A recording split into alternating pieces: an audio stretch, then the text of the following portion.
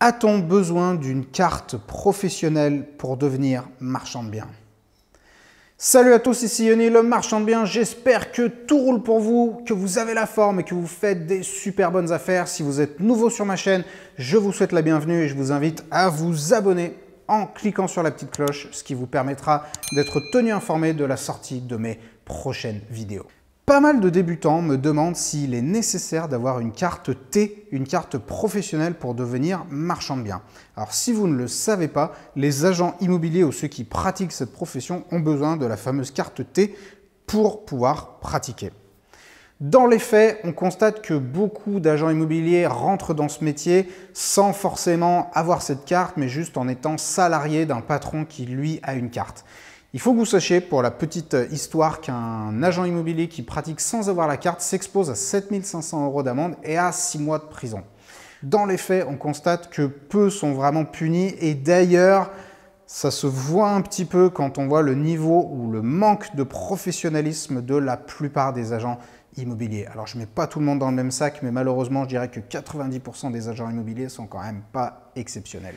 Donc la question qui se pose, c'est est-ce qu'un marchand de biens a besoin de cette carte professionnelle pour lancer son activité? Eh bien la réponse, aussi hallucinante soit-elle, c'est non. Parce qu'un agent immobilier, franchement, c'est pas non plus le métier qui est absolument extraordinaire, où il y a des gros risques, et même lui, il a besoin d'une carte professionnelle. Alors qu'un marchand de biens qui réalise des opérations complexes, des divisions de bâtis, des divisions d'appart, des divisions d'immeubles, des divisions foncières, bref, des projets qui sont quand même assez complexes, avec des répercussions qui peuvent être graves si le projet est mal réalisé, eh bien les marchands de biens n'ont absolument besoin de rien. C'est-à-dire que demain, vous pouvez vous lever un beau jour, vous allez créer une société, vous enregistrez votre société, vous publiez au greffe et félicitations, vous êtes marchand de biens et vous pouvez commencer à sévir sur votre marché. Si vous me posez la question, je pense que c'est vraiment un gros problème parce qu'il y a énormément de marchands de biens, des touristes qui font absolument n'importe quoi et qui ternissent gravement la réputation de cette profession. Il n'y a pas une semaine qui se passe sans que j'entende parler d'une opération foireuse qui a été réalisée par un marchand de biens. Le problème, lorsqu'un marchand de biens fait une opération dans laquelle il ment aux agents immobiliers et il plante ses acquéreurs, c'est que derrière, il devient extrêmement difficile de réaliser des opérations de marchand de biens dans le même secteur, même si vous êtes un pro. Alors actuellement, il n'y a pas vraiment, donc il n'y a pas de carte professionnelle à demander, il n'existe pas vraiment de label, donc il y a plusieurs petites organisations qui commencent à travailler sur ce projet, une espèce de labellisation de qualité pour les marchands de biens qui font leur travail de façon sérieuse, mais pour l'instant, il n'y a rien de vraiment officiel au niveau national et c'est franchement dommage.